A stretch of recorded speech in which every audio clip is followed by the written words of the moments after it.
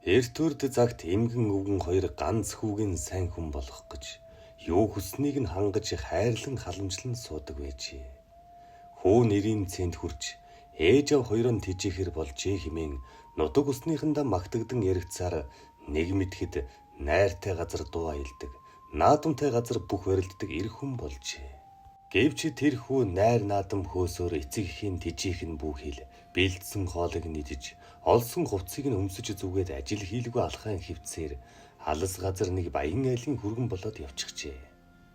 Нааса дээр гарсан өвгөн аав нь бие барж, ээж нь ганцаараа арга ядан амь зууж, хүүгийнхээ мөрөөс олж, аль тохиолдсон хүнээс асууж сургалдаг байж гин. Гэвч сайн сайхан сууж байгаа гэхээс өөр хэл захиа сонсогддгүй байжээ. Шөн бүр ээж нь хүүтэйгэн уулзан зүудэлж, сайхан зүудэндээ төр зур боловч баясан.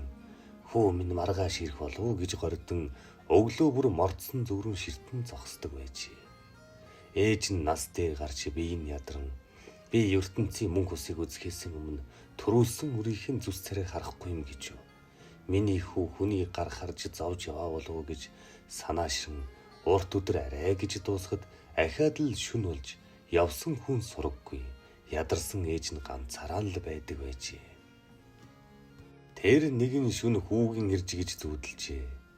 Багийнхаасаа мах сууж байрагшаад уг ярэн төв болж ганцхан багдаан ээж өдөн хараад инээхтэн нүдэн талмааран магнан тэний баясдгэн болж үргэлж гунигтай байгаа юм шиг санагдаж хүүгээс энэ учрыг асуух гэтэл нохоо хуцах дуу гарч эмгэн сэржээ.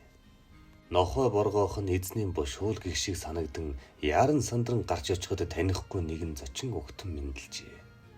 Зочноо урьж оруулаад нутаг усыг нь асуун танилцтал хүүгийнх нь суудаг нутгийн хүн байж гин. Хүүгээ минь сайн байгаа гэдгийг сонсовч эхийн сэтгэл хансангүй. Энэ хүү шиг миний хүү хүрээд ирэхэд хитгэн өдрийн газар юм даа гэж бодоод ээжтэйгэн ирж уулзуулаарай гэж хүүд минь хэлээрэ. Гэж тэр хүнд захиад баруун хаяандан байгаа үхрийн ширэнд боодолтой юман зааж би хүүдэн хадгалж байгаа юм гэжээ. Эмнийг гарч орох хооронд зочин үхрийн ширтээ юмыг нь сэмхэн тэмтэрч үзвэл маш хатуу юм байсанд аалтан мөнгө аль байдгаа л хийжтэй гэж бодож гин. Эмгэн ирсэн зочноо мордоход за хүү минь хилэл хүргээр ээж нь удаан хүлээх тэнхэлгүй боллоо гэж хэлээрэ гэж дахин загчээ. Тэр хүнийг явснаас хойш гадаа сар сүргэх чимээж андхан байж хүүгээд хүрээд ирвүү хэмээн байн гарч хардаг болж гин. Ингэж хоног сар өнгөрсөөр хөгшний бие муудаж хэвтэрд ороод байтал хүү дэмий нэг юм иржээ. Хүүгийн үз хувьтаадан ихэн баярлан баруун газрыг нь өнсөж санаа амраад насан эцэлжээ. Ой гашуу болсон хүү ээжийн үрсээр нэгэн бэлд оршуулад буцаж ирэхэд нь түүний өмнө багдаан тоглож өссөн нохоо гуниг таяа харж чи бид хоёр л үлдлээ шүү дээ гэх шиг тосчээ. Хүү гэртээ орж нөгөө хүний хэлсэн ширэлсэн алт мөнгийг нь онгичтэл харин дандаа чулуу гарчээ. Тэр хүн юу хэлсэн юм бол энэ юун чулуу юм бол гэж хүү гайхан бодож гин. Хүүгээ мөрөөдөж хатсан ээж нь хүүгийнхээ багдаан тоглож байсан чулууг цуглуулан алт мөнгнөөс илүүд үзэн хадгалж байсан тэр байж гин.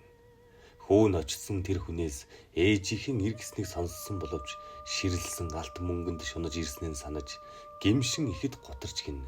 Ингэж эхийн санаа үрд, үрийн санаа чулуунд гисэн гарсан юм гинлээ.